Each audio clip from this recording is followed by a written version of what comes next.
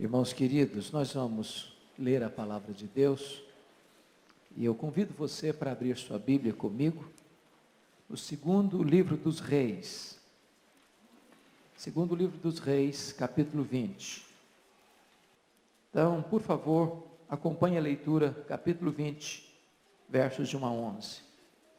Naqueles dias, Ezequias adoeceu de uma enfermidade mortal.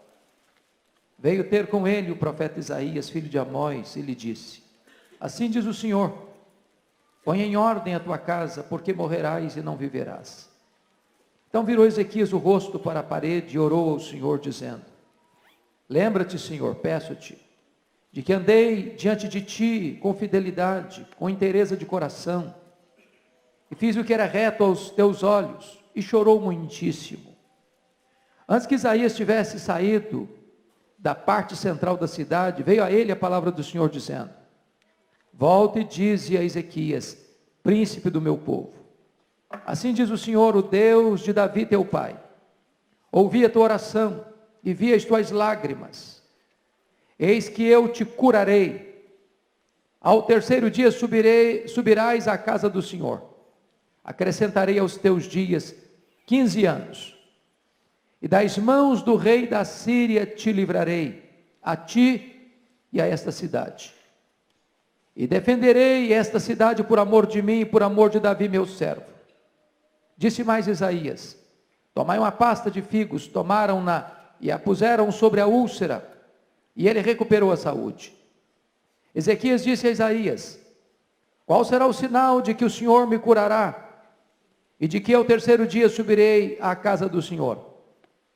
Respondeu Isaías: Ser-te-á isto da parte do Senhor como sinal de que ele cumprirá a palavra que disse: Adiantar-se-á a sombra 10 graus, ou os retrocederá. Então disse Ezequias: É fácil que a sombra adiante 10 graus. Tal, porém, não aconteça. Antes retroceda 10 graus. Então o profeta Isaías clamou ao Senhor e fez retroceder 10 graus a sombra lançada pelo sol declinante no relógio de Acaz. Irmãos amados, a Bíblia diz que Ezequias começou a reinar com 25 anos. A Bíblia diz que ele governou em Jerusalém 29 anos. Consequentemente, Ezequias morreu aos 54 anos de idade. Ele era filho de Acaz, um rei perverso, mau, idólatra, assassino. E logo que Ezequias assume o seu governo, ele abre a porta da casa de Deus que havia sido fechada pelo seu pai, ele limpa a casa de Deus, ele restabelece o culto divino, ele promove uma espécie de reforma em Judá, ele experimenta um poderoso reavivamento espiritual, e por influência dele, Jerusalém e Judá é livre de uma invasão avassaladora da Assíria, que já havia levado o reino do norte para o cativeiro. Mas agora, aos 39 anos de idade, depois de 14 anos de governo, quando ele estava no auge do seu progresso como rei, e implementando as mais importantes reformas na sua nação, e experimentando um poderoso reavivamento, Deus manda a Isaías à sua casa com uma mensagem urgentíssima: Põe em ordem a tua casa, porque certamente morrerás e não viverás. Em outras palavras, nenhum homem morre bem se a sua casa ainda não está em ordem. Não basta viver bem, não basta morrer bem, se a nossa casa não está bem. E aqui nós encontramos um princípio, irmãos, muito solene. E eu, como pai, E você como pai e mãe, você como avô e avó, essa palavra tem um peso muito forte para o nosso coração. Porque Deus espera de nós não apenas que estejamos bem, como pessoa, como indivíduo, mas Deus espera de nós que os nossos filhos também estejam bem, que a nossa descendência também esteja bem, que a nossa família também esteja adotando e vivendo os mesmos princípios e valores que um dia nós abraçamos.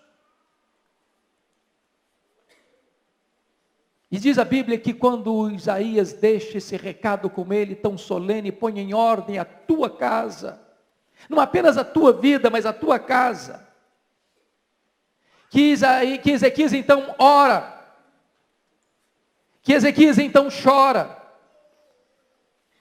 e ele diz para Deus: lembra-te, Senhor, verso 3, peço-te de que andei diante de ti com fidelidade, com inteireza de coração, e fiz o que era reto aos teus olhos, e chorou muitíssimo. Esse homem é um homem que tem tanta intimidade com Deus, que o profeta não tinha nem saído do centro da cidade ainda, quando Deus escutou a sua oração. E mandou o profeta: vai lá de novo. Fala para Ezequias que eu ouvi a oração dele. E que eu vou dar mais do que ele pediu. Ele pediu cura, eu vou dar cura. Eu vou dar um plus de 15 anos mais na vida dele. Ele está com 39, só vai morrer com 54. E eu vou fazer mais, eu vou libertar a cidade dele, de Jerusalém, e o seu reino, do poder da Síria. E aí Ezequias pede um sinal. Já que Deus respondeu a minha oração, já que vai me curar, então eu quero uma prova. Eu quero um sinal. E o profeta diz: então escolhe o que você quer. Se o relógio vai retroceder, você vai adiantar a sombra. Adiantar, todo relógio adianta. Quero saber se o relógio volta. Que relógio adiantar é comum, mas agora relógio voltar o ponteiro, eu não sei, eu não conheço esse negócio não. Então, já que Deus vai fazer um milagre, que faça um milagre grande. Eu quero que retroceda. E assim foi feito. Entretanto, eu chamo a sua atenção para um fato. Abra sua Bíblia comigo no texto paralelo a esse, que é mais resumido do que esse, em 2 Crônicas 32. O que aconteceu? 2 Crônicas 32. Versos 24 e 25. Aqui é um resumo. Você pode ler comigo 24 e 25? Vamos juntos? Quem já encontrou? Vamos lá? Naqueles dias, adoeceu Ezequias mortalmente. Então orou o Senhor, que lhe falou, e lhe deu um sinal. Mas não correspondeu Ezequias aos benefícios que lhe foram feitos, pois o seu coração se exaltou, porque houve ira contra ele e contra Judá e Jerusalém. Você parou para perceber o que está acontecendo aqui? O que Deus mandou ele fazer? Põe em ordem a tua casa. E o que ele pede para Deus? Cura. E ele recebe a cura. Mas ele não realiza aquilo que Deus o ordenou fazer. Põe em ordem a tua casa. Deixa eu dizer uma coisa para você, querido. Receber um milagre de Deus é um grande privilégio. Mas receber um milagre de Deus é também uma imensa responsabilidade. Ele recebeu a bênção, mas não cumpriu a ordem. Ele não pôs em ordem a sua casa. Diz o verso 25, mas não correspondeu Ezequias aos benefícios que lhe foram feitos. Preste atenção aqui, amados. Vamos para o verso 31.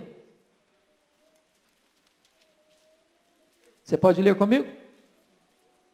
Contudo, quando os embaixadores dos príncipes da Babilônia lhe foram enviados para se informarem do prodígio que se dera naquela terra, Deus o desamparou, para prová-lo e fazê-lo conhecer tudo o que lhe estava no coração. Agora eu preciso que você vá comigo de volta para 2 Reis 20. Por favor, volte lá. Para você entender o que está acontecendo aqui. O coração de Ezequias se exalta. Depois de Deus fazer um milagre. Depois de Deus atender a sua oração. Depois de ter experimentado um reavivamento. Depois de ter visto o sinal do favor de Deus. Então vamos lá nos versos 12 a 15, por favor. 2 Reis 20. Vamos juntos? Nesse tempo, Merodach-Baladã, filho de Baladã, rei da Babilônia, enviou cartas e um presente a Ezequias, porque soube que estivera doente. Ezequias se agradou dos mensageiros e lhes mostrou toda a casa do tesouro, a prata, o ouro, as especiarias, os óleos finos, o seu arsenal e tudo que se achava nos seus tesouros. Nenhuma coisa houve, nem em sua casa, nem em todo o seu domínio, que Ezequias não lhe mostrasse. Então, Isaías, o profeta, veio ao rei Ezequias e lhe disse: que foi que aqueles homens disseram? E de onde vieram a ti? Respondeu Ezequias: de uma terra longínqua, vieram da Babilônia. Perguntou ele: que viram em tua casa? Respondeu Ezequias: viram tudo quanto há em minha casa. Coisa nenhuma há nos meus tesouros que eu não lhes mostrasse. Agora preste atenção no que vai acontecer aqui. 16 a 19 você precisa ler comigo. Vamos juntos? Então, disse Isaías a Ezequias: ouve a palavra do Senhor. Eis que virão dias em que tudo quanto houver em tua casa, com o que entesouraram teus pais, até o dia de hoje, será levado para a Babilônia. Não ficará coisa alguma, disse o Senhor. Sabe o que está acontecendo aqui? Você vai ser saqueado. Você vai ser roubado. Você vai ser espoliado. Tudo isso que você ajuntou, e que as gerações anteriores a você ajuntaram, isso tudo vai ser levado para a Babilônia. Mas o pior não tinha acontecido, não. A perda maior não era financeira, não. Veja o verso 18. Vamos juntos?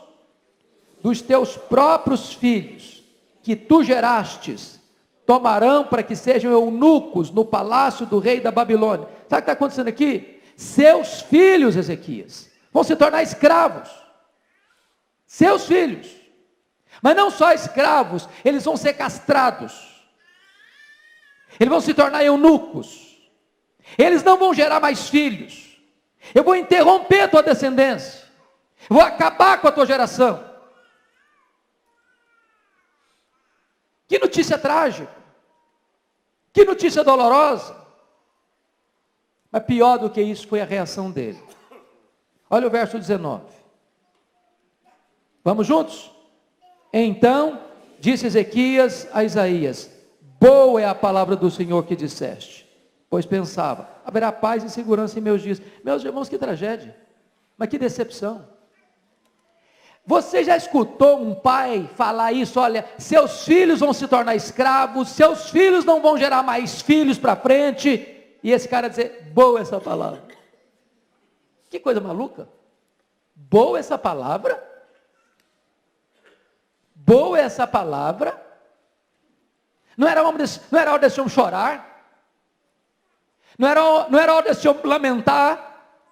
Não era hora desse homem clamar misericórdia para Deus. Mas por que ele disse boa essa palavra? O verso 19 explica. Pois pensava: haverá paz e segurança em meus dias. Isso é para a próxima geração. Que se vire. Que se vire. O que me interessa é que nos meus dias eu vou ter paz. O que me interessa é que nos meus dias eu vou ter segurança. Mas meus filhos, os meus netos, se a outra geração vai se dar mal, eu não estou nem aí. Oh, irmãos, nós jamais seremos vitoriosos. Nós jamais preservaremos a sã doutrina, nós jamais hastearemos a bandeira da reforma, se nós não cuidarmos da próxima geração. Se nós falharmos em passarmos esse bastão para os nossos filhos, para os nossos netos, para as próximas gerações. O que acontece com Ezequias? Irmãos, por favor, vamos dar uma olhadinha no verso 21. Ele morre com 54 anos. Nos seus dias a coisa está tudo bem. Mas vamos ver o que vai acontecer na geração futura. Você pode ler comigo? 21. Capítulo 21, versículo 1. Tinha Manassés 12 anos de idade, quando começou a reinar. E reinou 55 anos em Jerusalém. Sua mãe chamava-se Rezibá. Agora, para um pouquinho. Se o Manassés começou a reinar com 12 anos, quando é que ele nasceu? Ele nasceu 3 anos depois que Ezequias foi curado e fez essa oração. Eu fico pensando, pastor Arival, se o Ezequias pudesse imaginar o que seria o filho dele, ele diz, meu Deus, me mata logo, então o senhor não me apressa os dias não, é melhor o senhor me levar agora, porque para gerar um menino complicado desse, para gerar um menino que vai ser um monstro, para gerar um menino que vai ser o pior rei da história, para gerar um homem endemoniado, o senhor podia me levar. Qual o problema de Ezequias? Se eu vou estar em paz os meus dias, se vire a próxima geração, não vou estar aí para ver, que pegue fogo no circo, que a coisa desande, desde que eu me poupe, desde que eu me salve. E quando você começa a ler a história desse camarada, o versículo 2 diz, fez o que era mal perante o Senhor, segundo as abominações dos gentios que o Senhor expulsara de suas possessões, de diante dos filhos de Israel, pois tornou a edificar os altos que Ezequias, seu pai, havia destruído, levantou altares a Baal. Sabe o que ele fez? Ele fez tudo contrário de seu pai. Meu pai fez isso, eu vou fazer o contrário. Meu pai limpou a casa, eu vou sujar a casa. Meu pai abriu a porta, pois eu vou poluir esse templo. Meu pai destruiu os altares, os altares pagãos, pois eu vou construir mais. Por que esse menino está revoltado? Deus disse lá atrás, põe em ordem a tua casa. Irmãos queridos, se você perceber, Manassés foi talvez o homem mais endemoniado da história. Ele foi idólatra, ele foi feiticeiro, ele foi astrólogo, ele foi assassino, ele queimou o filho dele num altar pagão, ele fez toda coisa que você possa imaginar de tragédia. De tragédia. Quer ver outra coisa? O que aconteceu? Porque o filho de Ezequias governou. Abra sua Bíblia comigo lá em Jeremias 15. Por favor. Jeremias 15. Confira isso aí.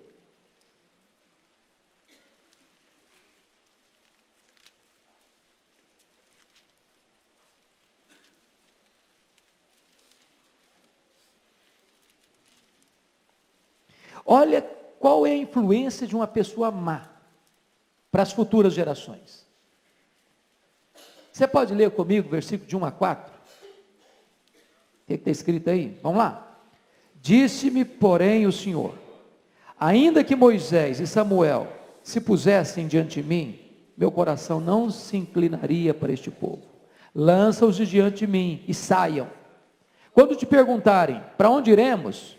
Dir-lhes-ás, assim diz o Senhor, o que é para a morte, para a morte, o que é para a espada, para a espada, o que é para a fome, para a fome, o que é para o cativeiro, para o cativeiro, porque os punirei com 4 sortes de castigos, diz o Senhor, com espada para matar, com cães para os arrastarem, com as aves dos céus e as feras do campo para os devorarem e destruírem. Agora preste atenção no verso 4, entregá-los-eis para que seja um espetáculo horrendo para todos os reinos da terra. Por causa de quem?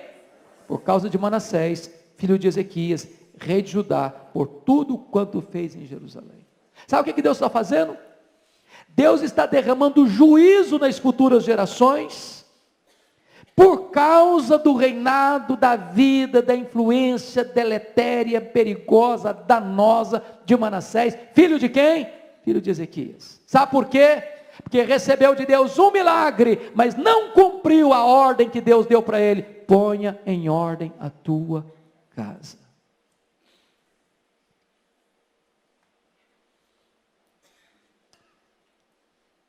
Alguém disse certa feita que Davi salvou o mundo e perdeu a família.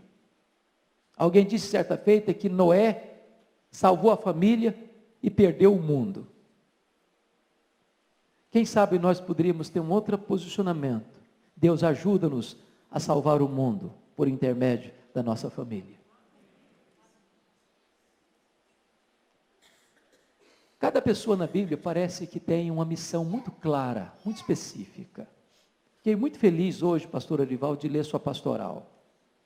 O senhor mostrou para os membros da igreja, eu espero que todos que receberam o boletim leiam a pastoral de hoje, que esta igreja, a igreja de Pinheiros, tem uma vocação nessa cidade. Tem um chamado de Deus nessa cidade. E quando você se integra a essa igreja, espera-se que você abrace essa visão.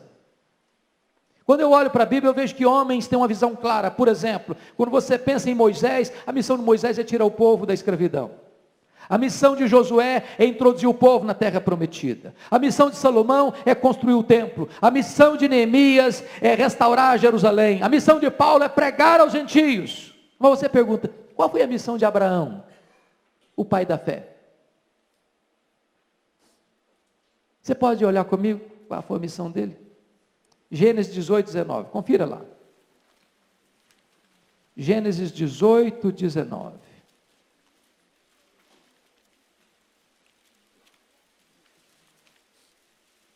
Você pode ler com voz alta esse versículo comigo? Porque eu o escolhi para quê? Preste atenção um pouquinho. Deus escolheu Abraão com um propósito. Para quê? Mostra o propósito. Eu o escolhi para quê? Continuemos.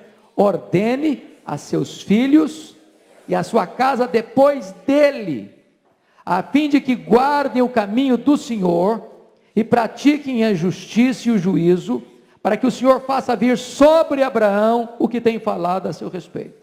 Qual era a missão de Abraão? Qual é a missão de Abraão? Ordene a seus filhos e a sua casa depois dele.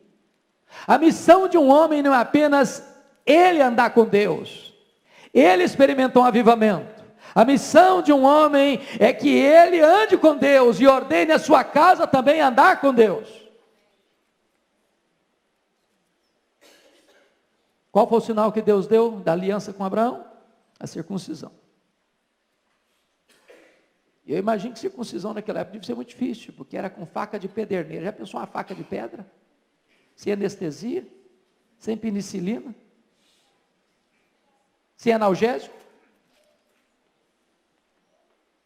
Sabe por que essa marca era no prepúcio, cortando a pele que cobria o prepúcio?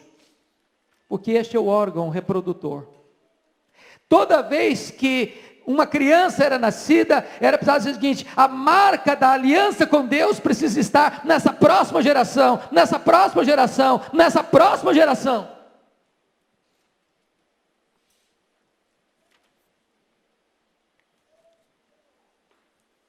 Agora preste atenção nisso. Com que idade tinha Abraão quando nasceu o filho da promessa? 100 anos. 100 anos. Já era velho. E aí, com que idade o filho dele casou, Isaac? Com 40 anos, ele tinha 140 anos.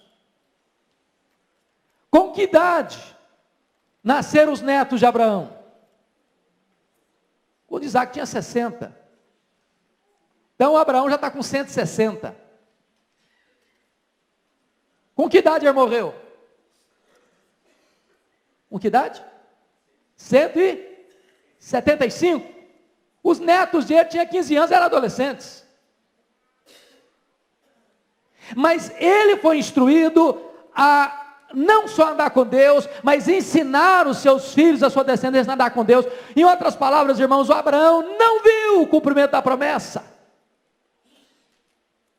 Não importa, meu amado, se você não vai ver seus netos, se você não vai ver seus bisnetos. O que importa é que o seu papel como homem de Deus, como mulher de Deus, é você instruir a nova geração, para que essa nova geração conheça Deus e ande com Deus.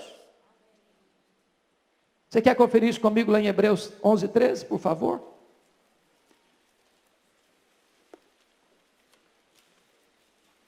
sobre as promessas de Deus? Hebreus 11:13, falando dos patriarcas, disse assim: pois todos estes morreram na fé, sem ter obtido as promessas, vendo-as, porém, de longe, e saudando-as, e confessando que eram estrangeiros e peregrinos sobre a terra, saudando as promessas de longe. Oh meu Deus, eu não sei se eu vou ver netos, bisnetos, mas eu quero saudar de longe esta promessa, de que o Senhor me chamou, o Senhor me escolheu, para que eu ande na tua presença, e para que a minha nova geração, minha próxima geração, minhas próximas gerações te conheçam e andam contigo.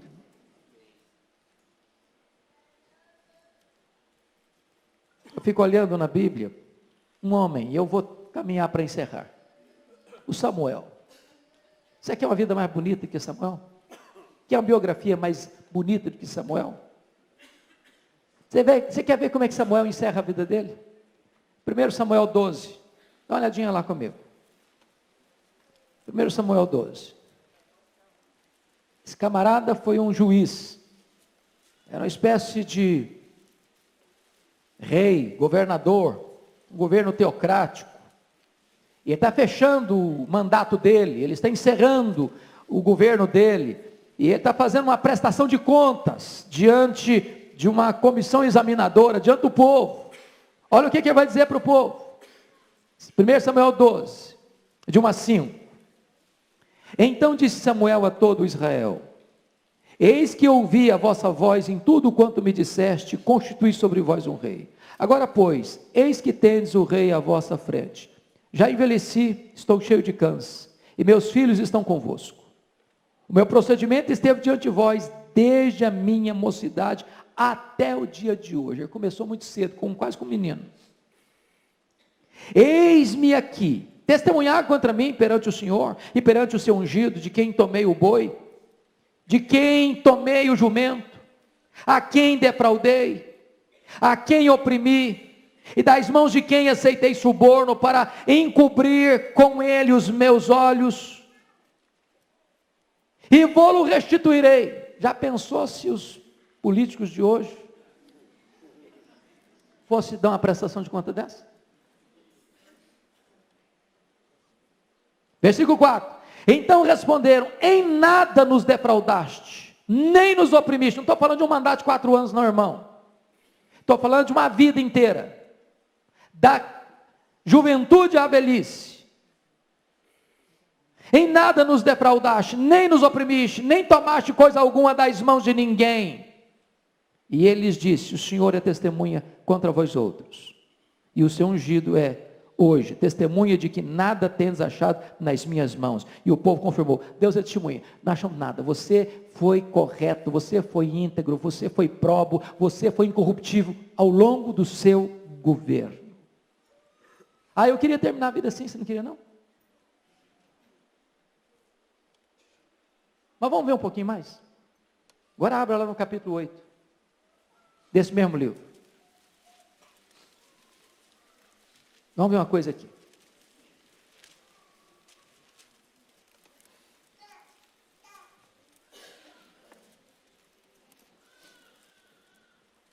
Versículo 8, capítulo 8, versículo 1. Tendo Samuel envelhecido, constituiu seus filhos por juízes sobre Israel. O primogênito chamava-se Joel, o segundo Abias, foram juízes em Berseba. Porém, seus filhos não andaram pelos caminhos dele, e se inclinaram à avareza, e aceitaram subornos, e perverteram o direito. Tudo que o pai não fez, eles fizeram. O pai foi íntegro, o pai não subornou, o pai não roubou, o pai não aceitou propina, o pai não acertou suborno, o pai foi honesto. Os filhos não andaram pelo mesmo caminho.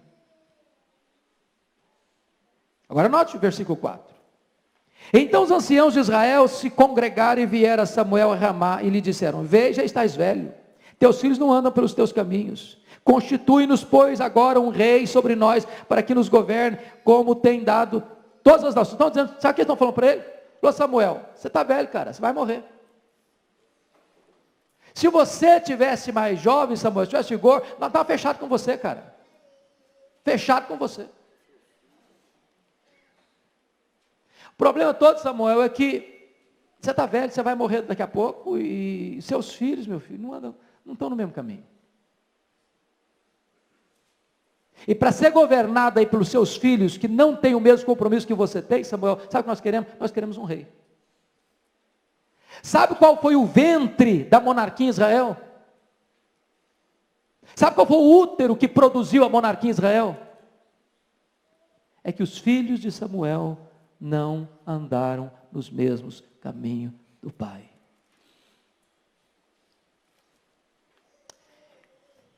Irmãos queridos, nós estamos numa corrida de bastão, corrida de revezamento. Não basta apenas pastor Arival, eu, meu amado presbítero, andarmos com Deus. Se Deus não tiver misericórdia dos nossos filhos. Se Deus não tiver misericórdia dos nossos netos. Tudo que foi feito nessa geração pode se perder na geração seguinte. Pastor Arival falou agora da Escócia, de John Knox. Estive lá há 20 dias. Que tristeza, que dor. O templo principal da praça da cidade de Edimburgo é um bar. Um bar. Um bar. Passei pela Holanda agora, e a pessoa nos dava palestra sobre Holanda e disse o seguinte: até 1960 a Holanda era um país protestante, o povo ia para a igreja. Hoje, os templos estão lá, mas o povo não vai para a igreja mais. A igreja da Holanda se perdeu numa única geração, ela se perdeu.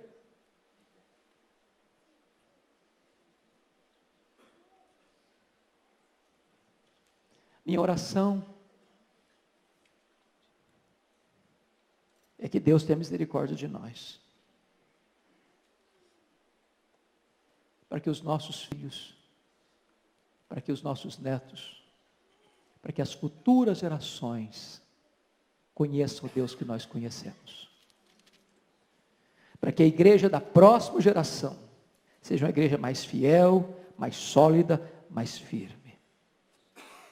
Para isso, o que é que nós temos que fazer? E eu termino com a leitura desse versículo. Volta comigo os olhos para 2 de Pedro, capítulo 1. O que é que você e eu precisamos fazer? 2 de Pedro, capítulo 1. Versículo 12 a 15.